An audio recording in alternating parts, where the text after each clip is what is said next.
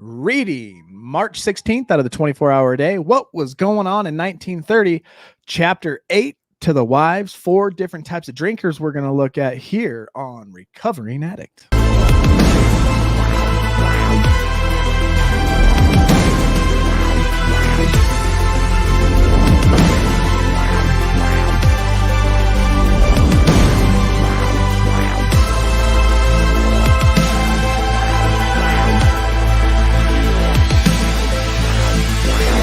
And I'm an alcoholic addict.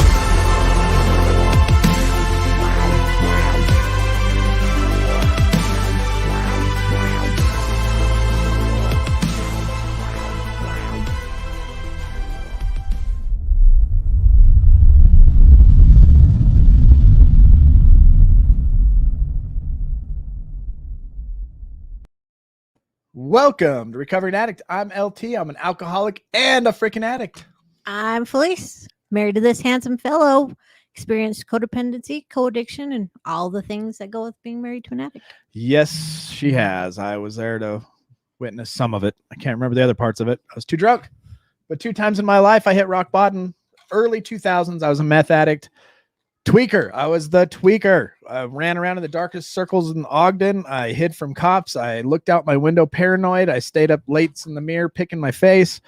I was busy as hell doing nothing on meth, just looking for another way to get more meth. That was my job as a tweaker, right?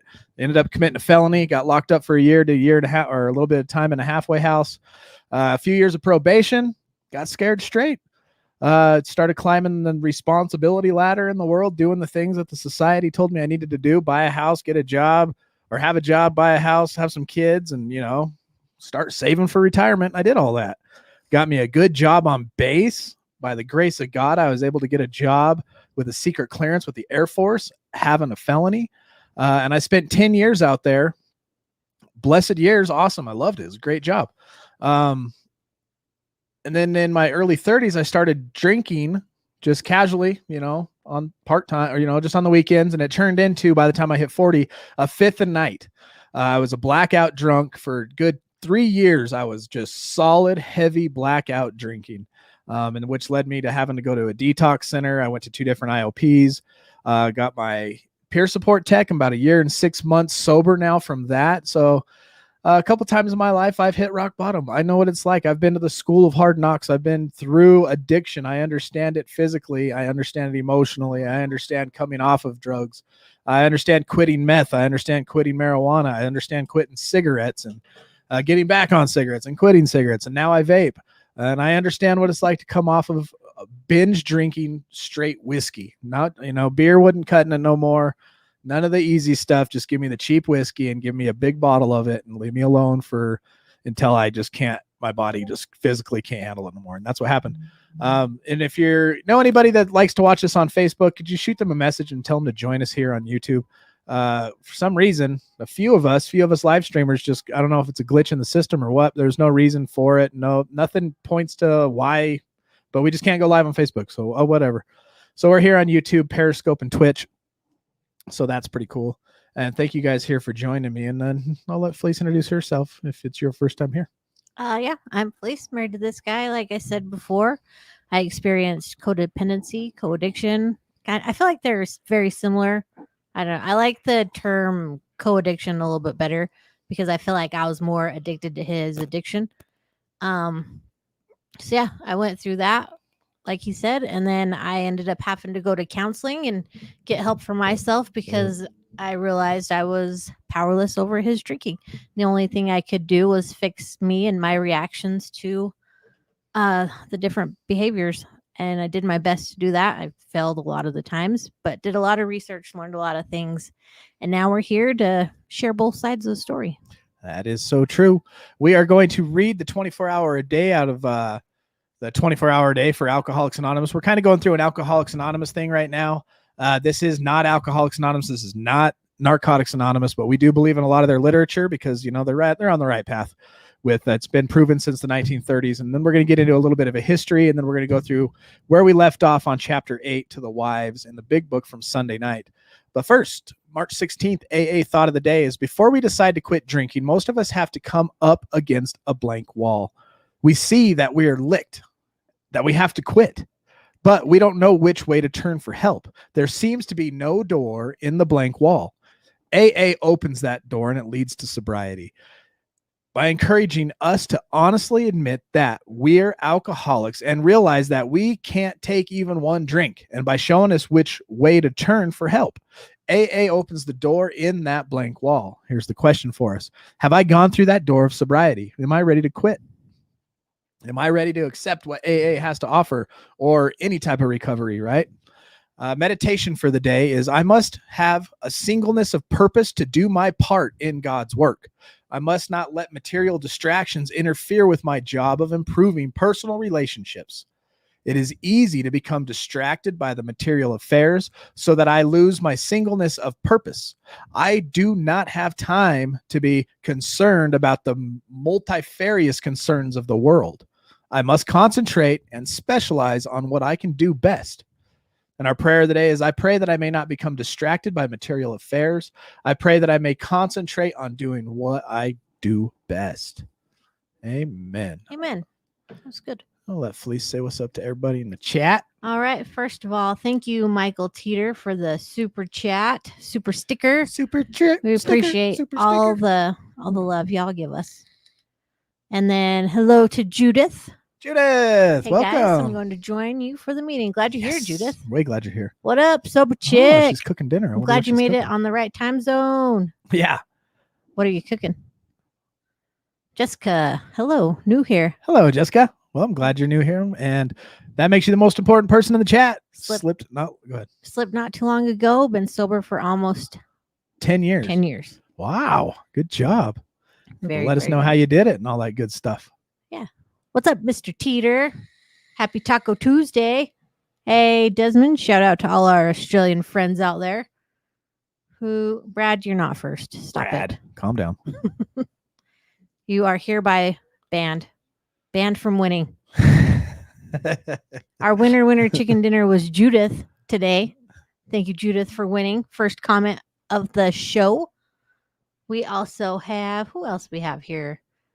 We've got Marilyn. Oh my goodness. It's always lovely to see you, Marilyn. You are one of our favorite people as well. Let's see. Jeanette. Howdy, y'all. Glad your wife is watching. Who else? Sky Lover. Glad to see you. How's things going? What's up, Merc? Also have. Oh, hey again. What's up, Sean? Good to see you here. Who else? Nicole. Gently Lovely. tap that like button. Hi, Nicole. Glad you're here. Yeah, Gypsy Lady. Glad you found us. Hey, good day. Yep. Who else? I think Stephanie. Love ya. I think I got almost everybody. What's up, Allie? Hey, big brother. Big brother in the house. Rogine. Howdy. I think, except for Leslie. I cannot forget the lovely Leslie. Do we say thank you to Sean?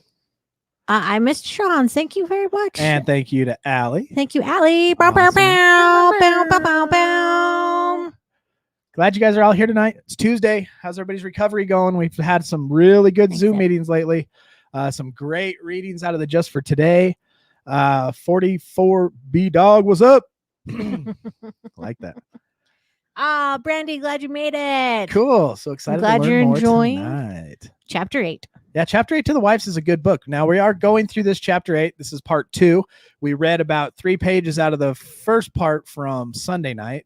So tonight we're going to try to get through the 4 different types of alcoholics it describes. I want to read a little bit of history, then we're going to read a little bit about this chapter, and then we're going to get into the book. So 1930, right? 1929, the stock market crashes, and about 1,300 or so banks over the United States crash. At this time, the average cost of a house was $7,145. Average wages per year. How much do you make a year? $1,900 a year. You know, so it's 10 cents for the cost of a price for the price of a gas per gallon. House rent was $15. A loaf of bread was 9 cents. And so we'll get into a little bit of the history of some of this cool stuff. If I was born in the 30s, my birthday would have been on Monday. Ooh, one's fine. Friday. And mine was no. It was on Friday? Dang it, it was almost on Thanksgiving. That would have been cool. So the Dominican had a deadly hurricane this year. It was in 1930. Okay, we're looking back at the 1930s because the reason we want to look at a little history, kind of get an idea of what was going on during this time period of when Alcoholics Anonymous came out. Alcoholics Anonymous was founded in 1935. 4 years later, the big book was published. It's been revised a couple times since, right? And that's why we kind of want to get an idea of what was going on in the culture, what was going on at the time. Prohibition had just ended in 1933. So, and we read a little bit last time on Sunday that the states that stayed dry, the states that still kind of impose the dry laws, the alcoholism rose faster in those states than where it was legal, right? And so all these federal guidelines were set up on who could sell what. Liquor became legal. Women were more socially acceptable to be in the saloons drinking with them. And, the stock market crashes. Times were tough. This is when you'll read here in just a second, but there was a dust bowl back then. There was a huge drought on farming. There was tough times to live back then. So a lot of people turned to liquor, right? It was just a huge time and reason. I mean, there was a reason for, no, you can't have it because of prohibition. Give me the liquor. Okay, now it's freaking free. Sometimes, or not free, but now it's legal. Sometimes it's legal. So yay, we can drink. Yay, we can't. Bootlegging, crime, drinking, right? So back in this same time period, there was a hurricane in the Dominican Republic with 200-mile-an-hour winds that left 8,000 people dead. Ohio State Penitentiary on April 21st had a huge fire. It killed 320 inmates. In the UK, unemployment, 1 million people were unemployed in the UK. This is it right here. The worst ever drought. U.S. suffers the worst ever drought, causing hardship on farming community, leading to Dust Bowl years. Scarface, not the movie, the actual gangster, he was jailed for income tax evasion. Prohibition was strengthened, right, in 1930, and we know that ended in 1933. Popular culture, there's a film, All Quiet in the Western Front, was really popular. There's a song, top of the billboards, right? 3 Little Words, Duke Ellington. I don't know any of these songs. I had to look one of them up. The United States population at this time reached 123 million. Currently, the United States, as of today, is somewhere around 328 million people in population. So a lot less people back then. For the first time, frozen foods are sold commercially. So you got remember we learned about the cans of beer were finally able to be drank out of, right? The aluminum can was invented. On top of that, the refrigerator was invented, and now frozen foods are sold commercially. Electricity is just getting popular. So it's just right at the beginning of all this technological history, right?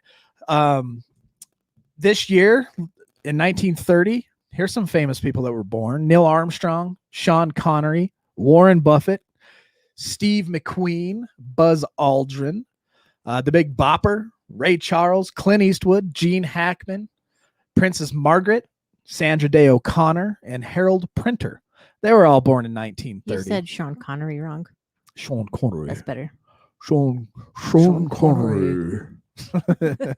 In the technological part of stuff, in Australia, hats off to Australia, Amy Johnson landed in Darwin, Australia on May 24th, 1930, becoming the first woman to fly solo from England to Australia. Ah, very cool. In the UK in 1930, for the first time anywhere in the world, a television drama was broadcast.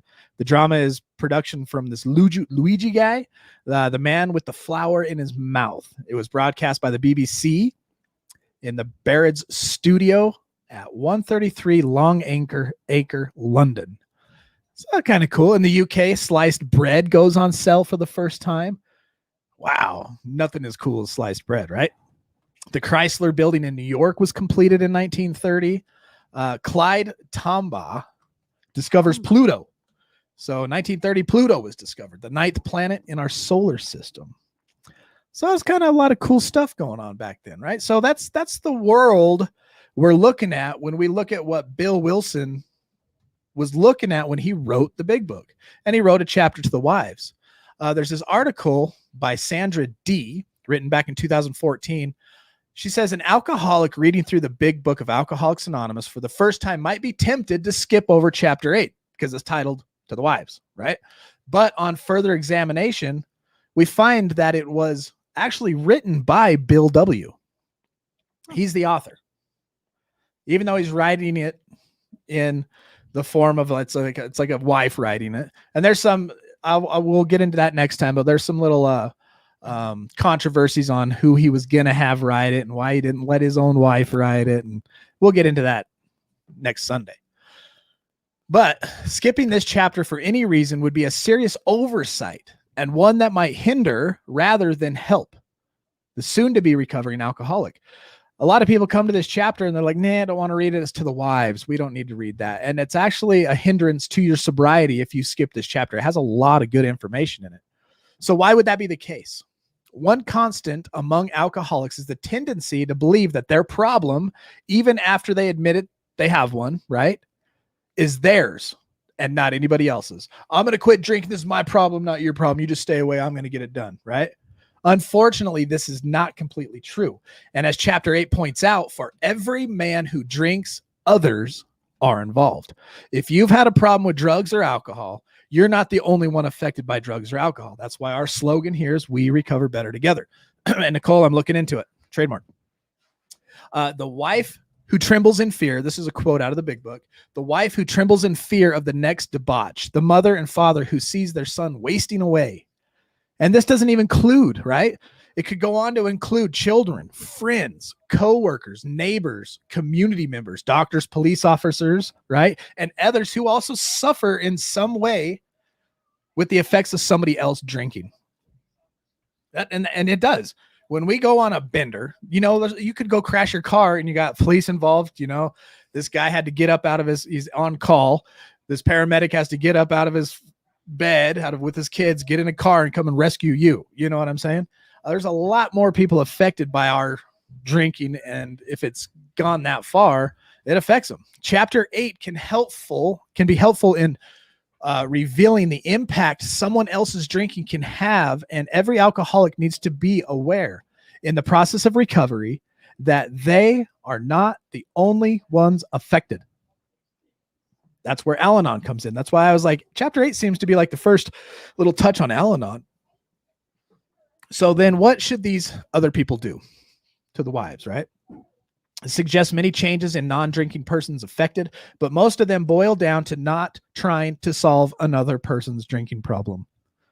Don't try to solve another person's drinking problem for them, since this will never work and may cause resentment from the alcoholic who sees other people interfering with his or her problem, right? The ultimate solution is the spiritual awakening for these other people, use of the 12 steps for themselves, and the realization that they are dealing with someone who is seriously ill with a condition which may very well kill them if not controlled. Chapter 8 suggests, in fact, that non-drinking spouse or other, remember, he, the alcoholic, is just another sick, unreasonable person. Treat him, when you can, as though he had pneumonia. This is difficult. It's a difficult thing to do, as it points out in chapter 8. These women have suffered along with their drinking spouses. They have become angry, resentful, frightened, desperate, just as the alcoholic has. They may have made multiple attempts to control the disease for the drinker. They may have enlisted others in the fight, even divorced or separated from the alcoholic, only to find that even extreme measures have not cured the problem. Reason: it's not their problem. Only the alcoholic, with the aid of higher power and the strength from the AA, can find the solution, this lady says. The affected others can only see their own spiritual health, follow the precepts of the 12 steps themselves, let go and let God take care of the problem drinker, and perhaps, as suggested on page 121, find an Al-Anon group in their own support to help support them through the struggles. Make sense? Yes. I think so. Go ahead and address the chat. Oh, we've just been talking to Eric. But yeah, Eric, join that Discord, and after this YouTube live, I'm assuming there's going to be a late Zoom. There is a late Zoom tonight.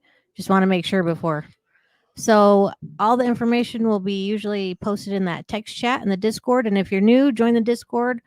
It's a great community. Yes, beautiful hands.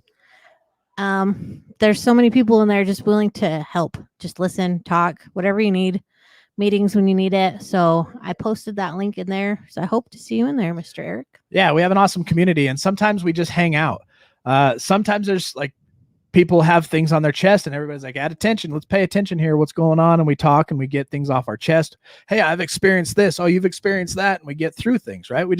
And it just feels good to get it off your chest a lot of the times. 90% of the time, just saying it out loud to a bunch of people who get it, it feels good. And in other times, we ain't got nothing to say to each other, so we just pick on each other. Some of us don't even talk, we're just playing video games and goofing off and hanging out, and so yeah, join us. You're welcome, Kat. Glad you can make a live, Kat. It's kind of awesome to be able to talk to you instead of, messages later. This is her first live she's been able to make. Sweet. I love it. Jeanette said all of that made so much sense. Right? And Alan said that he's better than sliced bread. Best thing, huh? May or may not agree. Betty White may be top notch, though. I'm pretty sure Betty White was born before sliced bread. So if you are not in the Discord, I suggest you get in the Discord. We have a little spot in there that you can ask questions on the Discord, right?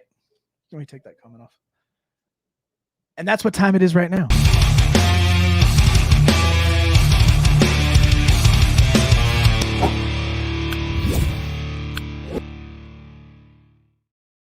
Our question from the day is from Empire, a.k.a. Epi, AKA my big brother. BKA, Fleece's big brother. He says, question. I was asked, can you find love in recovery? And this was his answer. And he did a screenshot of us, which was really sweet. That is sweet. Can you find love in recovery? That's his answer. But what's our answer? Can you find love in recovery? Absolutely. And now, where is Brad? Brad, attention. Roll call. Roll call. Finding love in recovery. I know there's a bunch of ways you can look at this. If you're looking at romantic relationship love, the default suggestion is wait a year. Take care of yourself. When you're first coming into recovery, you know what I mean? You're craving the crap. Your body's all jacked up. Your emotions are through the roof. Let all that stuff even out before you even start thinking about that stuff. But on the other hand, love for other people seems to grow quickly. And I think that's a great way to start understanding love. Get involved in a group of like-minded individuals, whether that be locally or digitally, and just love on them. You know what I'm saying? You understand more empathetically what they're going through because you just went through it. Fleece now can see, like, if I'm talking to one of my buddies who was an alcoholic, she can look past both of us and see the wife sitting over there and be like, I know what you went through. And now she can love on that person. So absolutely. Love is huge in recovery, I think. Yeah. So yeah, absolutely. There's tons of love in recovery. We're going to love you till you love yourself. That's right.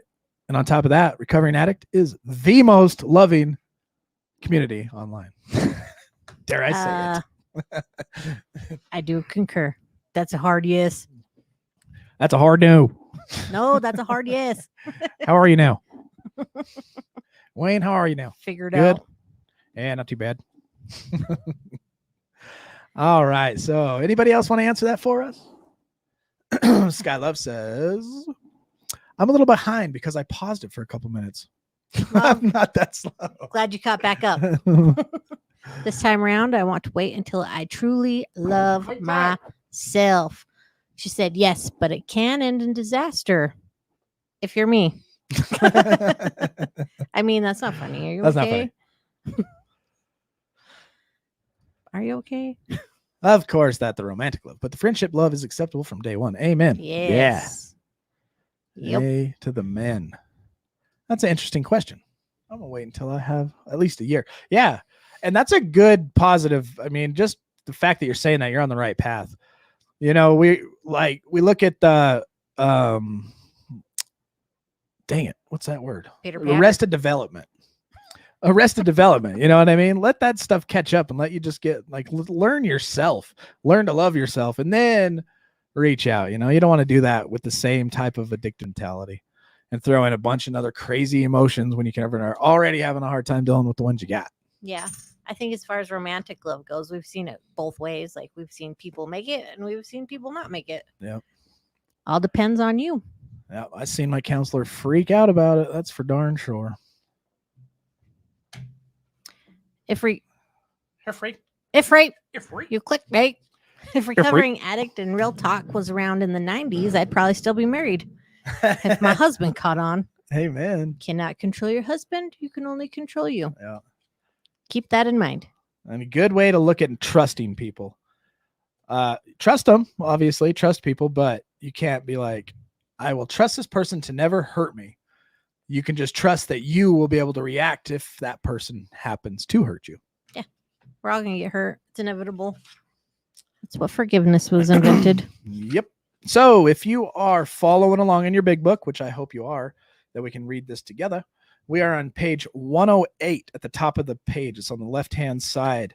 We're looking at questions like, how could men who loved their wives and children be so unthinking and so callous and so cruel? Even if they did not love their families, how could they be so blind to themselves?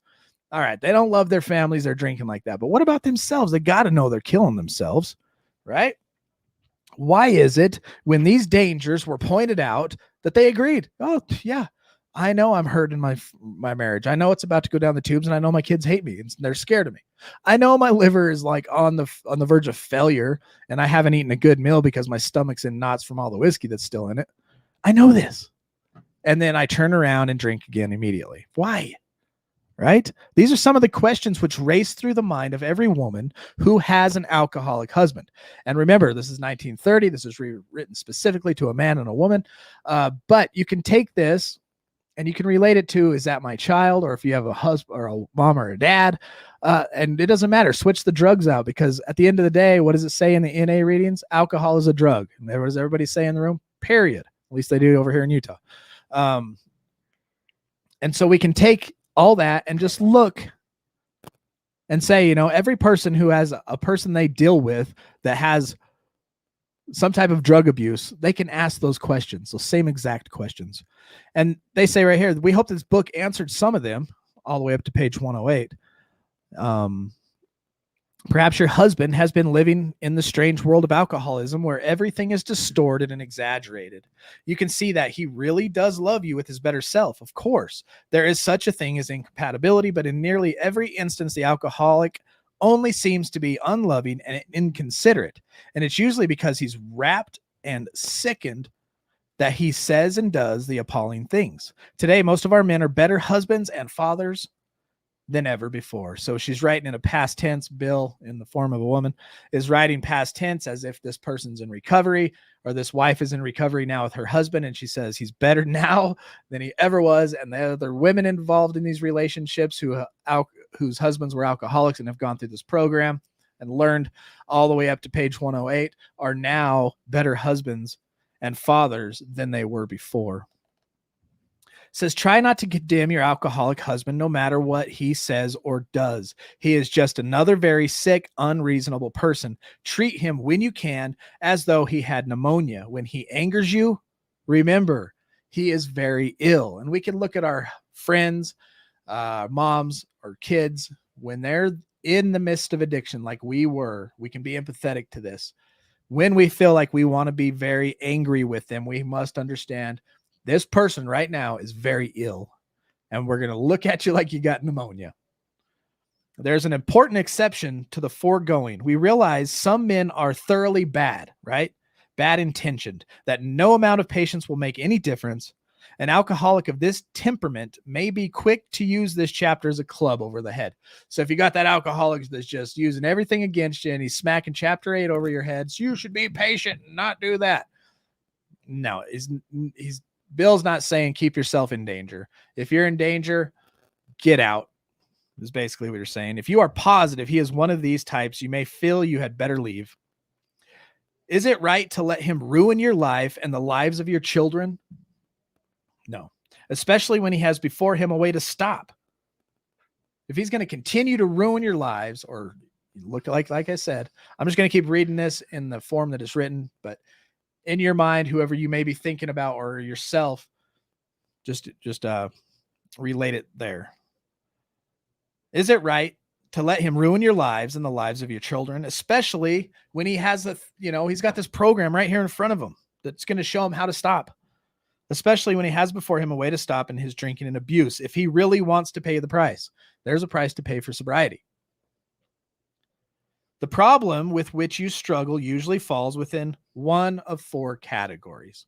Okay, now we're going to look at these 4 types of drinkers, right? 1, your husband may be only a heavy drinker. He's drinking may be consistent, or it may be heavy only on certain occasions. Perhaps he spends too much money for liquor, or it may be slowing him up mentally and physically, but he does not see it. Sometimes he is a source of embarrassment to you and his friends. He is positive he can handle his liquor, that it does no harm, that drinking is necessary in his business. Oh, everybody at work does it. We gather around. We go on these business trips. We gather at the bar, and that's how we entertain our customers. And that's how, our clients, we got to take them out and show them a good time. I have to do it for business. I got to drink. I got to drink, He'd probably be insulted if he was called an alcoholic. You're an alcoholic. No, I'm not. This world is full of people like him. Some will moderate or stop altogether, and some will not. Of those who keep on, a good number will become true alcoholics after a while.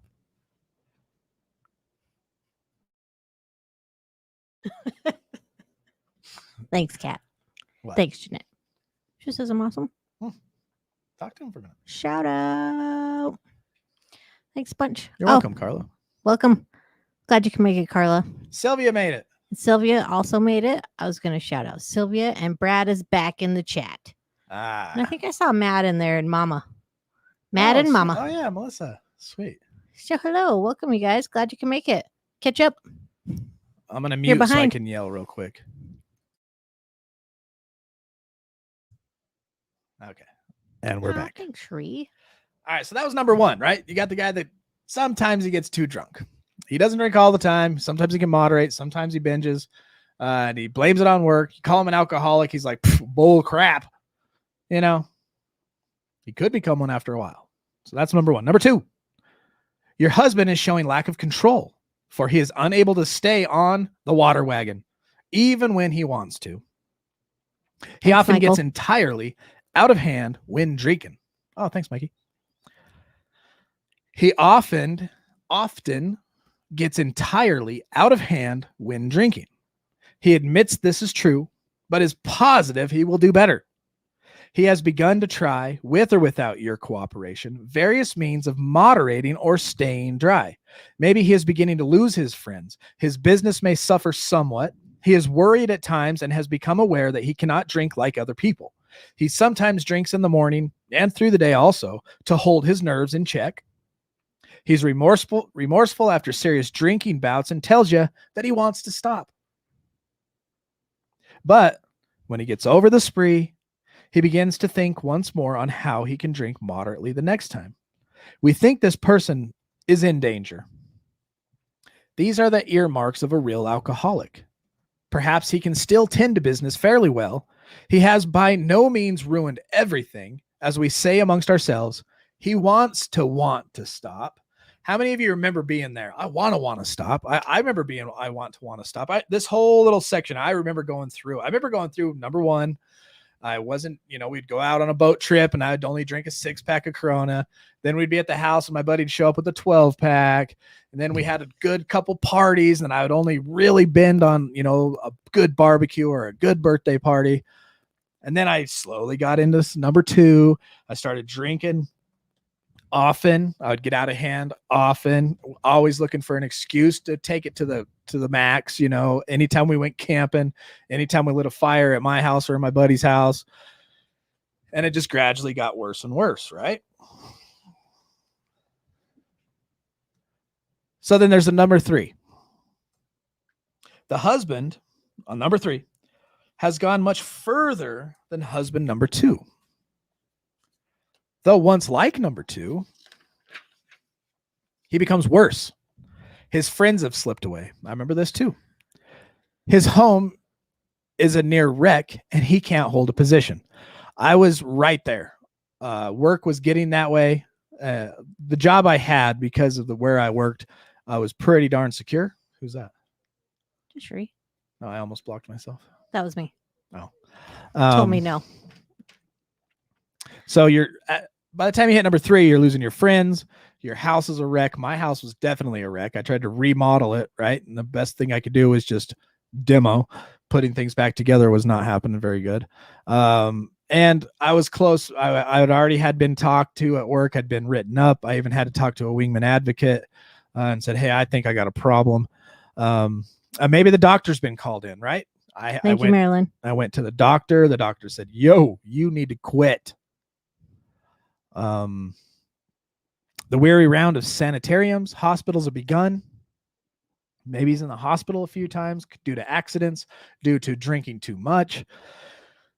He admits he cannot drink like other people, but he doesn't see why. I'm going to yell again. Hold on.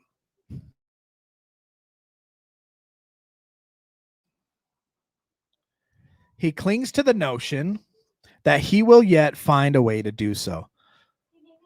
Yeah, will you tell him to bring me some tea? Yeah. Tea time. Tea time. So he's spiraled way out of control. Wife's about to leave. Friends don't want to party with him anymore. I was there, right? Nobody wanted to party with me because I would drink all the booze in the house and then make an ass out of myself. But I didn't see why. And you know what? I thought I could get to a point where I could control it. He clings to the notion that he will yet find a way to do so. He may have to come to the point where he desperately wants to stop, but he cannot. What? Maybe. Kat said, I've lost all my friends. Yes. And Sean says he was on the cusp of number 3. And it's funny, you know, it reminds me of when you go through these stages and you're an alcoholic, right? The doctor's opinion type thing. You got the allergy. You can't just have a few sips. You don't leave half full beers on a table or half glasses of wine or cups of whiskey, right? You got to finish it if it's there. If you're that type of drinker, it's not like, oh, I'm just going to continue this and it's going to get better. It reminds me of a decayed tooth, right? You get a cavity, you have to get it fixed. That's why I was yelling, people, right there. He must have had headphones on. Yeah. And I was dozing off. This is why I was yelling, because my throat's getting dry and I needed a cup of tea, mate. While he's drinking his tea, I just want to go back for a minute to where we first started, where it talks about dealing with your loved one as if it's a disease. And it sounds so easy, like, oh, he's got a disease. I'll be patient and I'll be nice. But in the heat of like a huge fight or where they've drank so much, it's so hard to have that patience. Like sometimes it's okay to just leave, like instead of, because the whole point is to de-escalate the situation and not to let it get out of hand. So if you have to leave, then leave. If you have to walk away, then walk away. Whatever you have to do to de-escalate the situation, I think is a lot of what that's talking about, to be patient. Loves your shirt, Linky. Heck yeah. Yeah, de-escalate. The best way to de-escalate with an alcoholic drunk who's in what do you call it? A stupor. Not a stupor, but like a recycling fight that just starts over and goes like for a half hour. Record. A broken record fight. Yeah. Is to just leave. Just leave. Just get out of there. The goal is not to win. I always felt like that was the goal. Is like, I need to win this argument, but that's not the goal. The goal is to de-escalate, to keep your family safe, to keep your loved ones safe, to keep yourself safe. And the best way to do that is either leave or separate if you can, and just wait it out till they fall asleep. Sometimes you just got to wait it out. You know what I mean? So it's not easy. It's hard. It's hard to have that self-control. It's hard to pull away when they know exactly which buttons to push to get you going. That's the hardest part, is you have to ignore all those buttons that you know they're going to hit because they're trying to rile you up. So just watch out for those triggers. Yeah, bro, we didn't deserve any of the girls that stuck with us. Link, did you know that they started a dairy farm in Jerusalem? Dairy farm. Dairy farm in Jerusalem. They call it Cheeses of Nazareth. That's a good one. Somebody said What?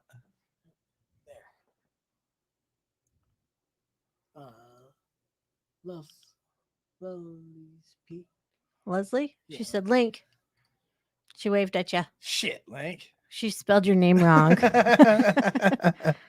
Or is that a command? Who remembers being either no matter what addiction you had? I don't remember this in meth. Meth, I don't remember this happening to me.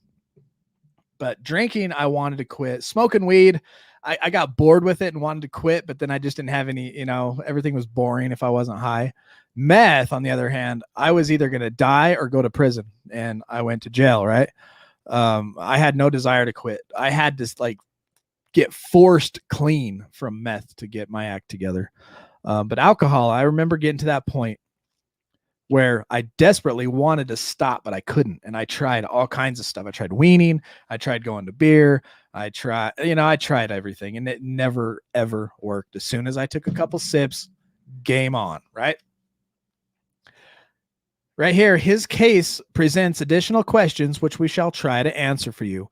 You can be quite hopeful of a situation like this. So if your friend, your partner, whoever is in this point where they're obviously lost in addiction, they see the signs and they continue to drink, but they desperately want to quit, and you've seen them try without your coercing, there's hope there.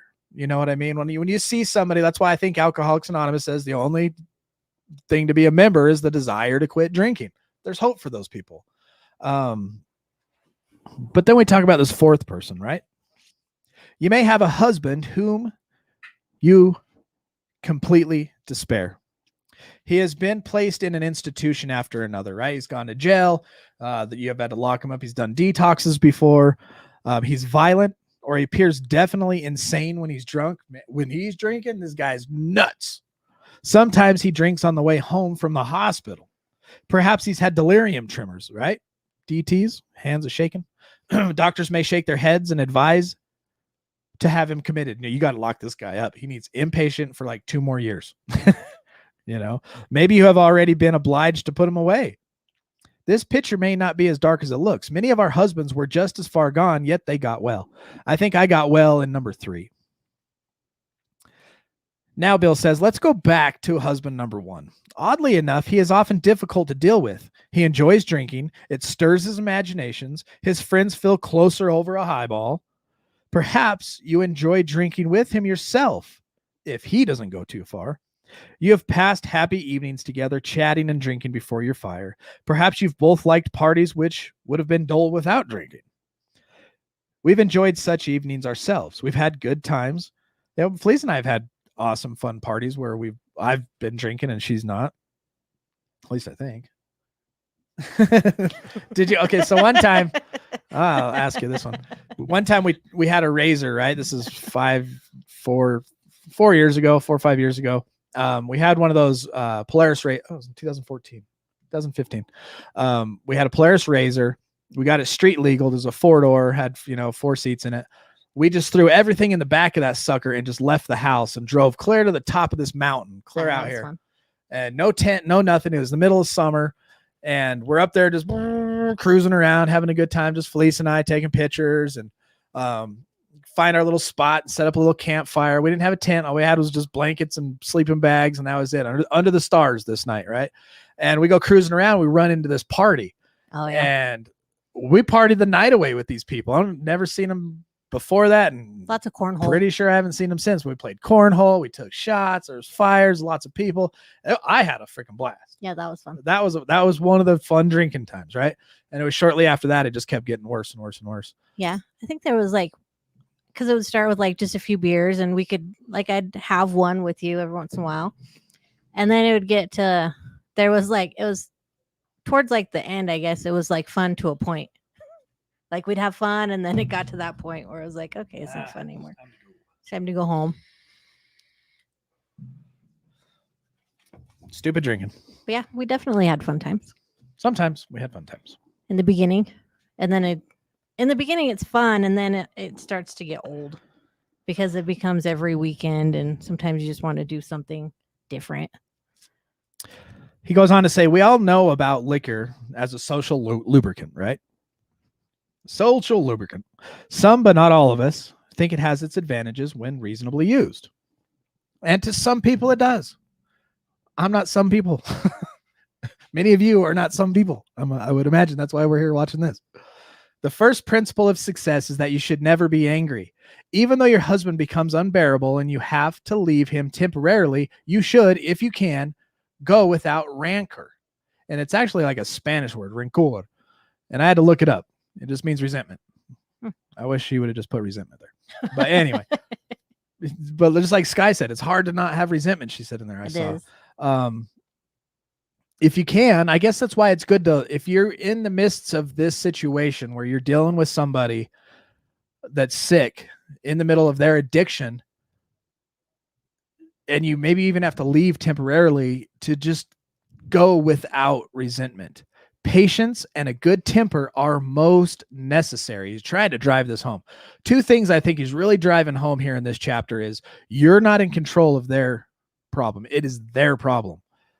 And you take care of yourself and do whatever's necessary, but be patient and loving and treat the person as a sick person. It's very biblical.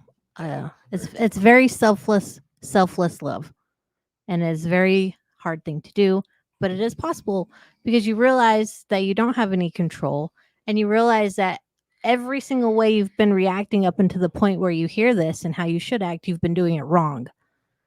And then you start doing it right, and all of a sudden you see these changes, and they're changes for better. Because now you're not fighting all the time. Now you're not miserable. Now you're working on you. Now you're being patient. Now you're realizing that you're becoming happy again. And I think that they'll see it, and usually they'll follow, or they'll start to want to talk to you about it because they know they're not going to get yelled at or be nagged at. And it starts to, your patience and understanding starts to rebuild a broken relationship. Yeah, it's weird. And when you start to pull back the enabling, it really, like, the effect of it really takes, that's like, as soon as Felice learned this and learned to quit enabling me, wherever little she was, it wasn't long after that I quit. Mm-hmm. And I didn't bring it up anymore. If he wanted to talk about it, then he would bring it up. And I was like, hey, if you bring it up, then I'm going to tell you how I feel about it. And that was just how it was. So I just never brought it up again. And then he just started talking about it on his own. Then I called one day, I'm going to the hospital. I actually read a book called The Excellent Wife, and it's this exact thing. It talks about loving your husband unconditionally in a Christ-like way. And it's what helped me get through a lot of things. Practicing those things, and then being able to talk to somebody about it. I think getting all of that off my chest and being able to talk about my feelings while working towards being patient helped out a lot. Felice, were you guys married before you started having a problem with his drinking? Yes. Yes. So when Felice met me, I was we were wondering that too, Brad. So Felice and I got married back 13 years ago. So we've been married for about 14 years. So when she met me, I was just barely got off probation, and I was smoking weed every day, but I had a construction job. I was helping my buddy Gentry run his stucco company, and we were successful. We were doing really good. I was making good money. And that's it. I didn't smoke. I was smoking cigarettes and I smoked weed. Right. And then I quit smoking weed. And, we drank though. Cause remember we were at Steve's house. We were both like plastered. Oh, when we very first met. Yeah. Oh yeah. But that wasn't like, because we didn't drink for like 3 years after that. There was just like weekends. I know your favorite thing was to get high, drink, and listen to Tool. And it was like only a couple weekends a month. Yeah. So it was no big deal. But I remember like we didn't drink for like years. There was like a few years span where no drinking was happening. There was still beers on the weekend. Really? Yeah. It was a cycle. You'd go a couple months, like 6 months, and then you'd start with beer again. and then you'd get a little too much liquor on the weekends, and then you'd go a good 6 months, maybe sometimes 9, and then it started with beer again. You're like, I'm good, I can have a couple beers, and then it would kind of trickle downhill a little bit. But yeah, alcohol didn't fans. become a problem until about 2014 Yeah, is when it really started getting out of hand. We got our Razor. We were camping a lot. We'd both been promoted on base. We were making really good money. Me That- too, Leslie. I love Tool. yeah, that's when it got bad, when you couldn't smoke weed anymore, Yeah. because you preferred weed, which was, At the time, I Yeah. preferred weed. and then it turned into alcohol. I preferred you on weed Yeah, I didn't have- to alcohol. Yeah. Not saying that I promote either, just saying it was nicer. Yes, Tool. Yes. Yes. Yeah, so yeah, it didn't become a problem until we got the Razor, started Yeah. partying on the weekends. And then I got to where I was just like, I gotta have a pint every night. Yeah, And then I remember when a pint would make me sick. Like I'd drink the whole pint and I'd get the spins. And then it got to the point where I drank a pint and I was like, I'm not even drunk, like an idiot. And then Yeah. it just became a fifth, then gallons on the weekend. Then it got to where I would have a couple of big old ass bottles and I would drink it, pass out, wake up, drink it, pass out. What day is it? What time is it? I don't even know what's going on anymore.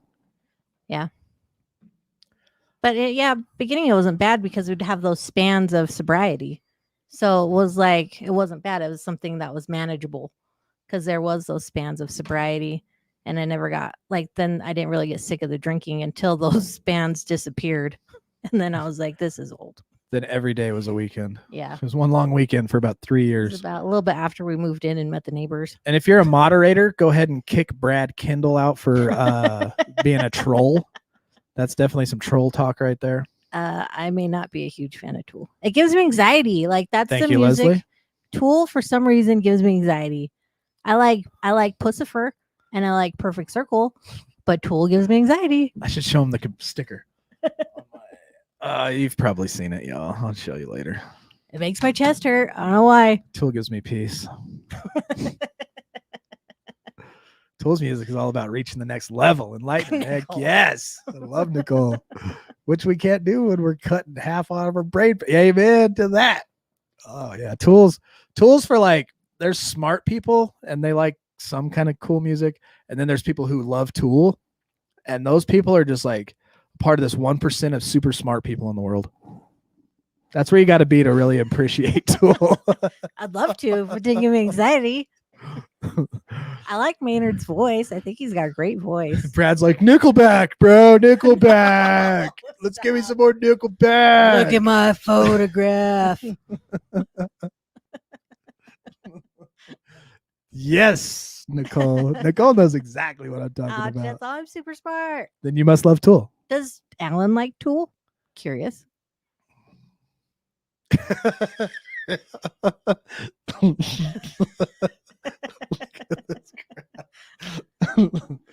Tool is for us brilliant folk. You got to be a Because their songs are 2,700 minutes long. yeah, because that's the only thing that can entertain a brain this powerful. Metallica. Oh man, Teeter. You're fired. I like Metallica too, but But Tool's better. But oh man. Okay, so I think next time we get into this book, we're gonna read on this. It starts talking about now how to deal with these types of drinkers in your life, and it's exactly gonna say what Fleece said. Dez. What? He's like Billy Joel.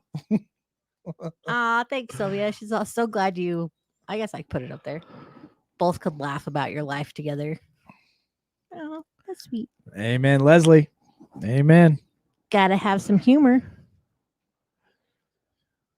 I'm dead. Hey, Brandon. I love it. Oh, that's funny. Oh, hi, daughter. Oh, look at your hair. Brad. Beautiful. Oh, cute. Space buns. Space buns. Brad said I'd rather listen to cats fighting, being run over by a lawnmower. You know what? Seriously, like somebody like put him in timeout for like 5 minutes. I'm gonna blocked. Millie. All right, so I this like next the paragraph, space real ones. quick. It's going to say exactly what Fleece said. It says, our next thought is that you should never tell him what he must do about his drinking. Never tell him this. If he gets the idea that you are a nag or a killjoy, your chance of accomplishing anything useful may be zero. He will use this as an excuse to drink more. And we read that in our book, The Addictive Thinker, and how we would use these types of things. Well, I drink because she acts like this. Well, I act like this because he drinks, when both people are trying to control each other and come up with excuses just to carry on with their horrible attitudes. He will tell you he is misunderstood. This may lead to lonely evenings for you. He may seek someone else to console him and not always another man. Be determined that your husband's drinking is not going to spoil your relationship with your children or your friends. Don't let his problem ruin your life with your children or your friends. They need your companionship and your help. It is possible to have a full and useful life. Though your husband continues to drink, we know women who are unafraid, even happy under these conditions. Do not set your heart on reforming your husband. You may be unable to do so, no matter how hard you try. Yep. That's a hard thing to learn right there, is you have no control over their drinking. Yeah, Brad doesn't have a third eye. He's still trying to open his half a eye listening to Blink Open up my 182. third Sorry eye. if you love Blink 182. Open up my I didn't third mean to eye. say that. I meant to say Nickelback. You could go further and listen to in this moment. He likes Creed. Creed and no, Blink's good. Nickelback not so good.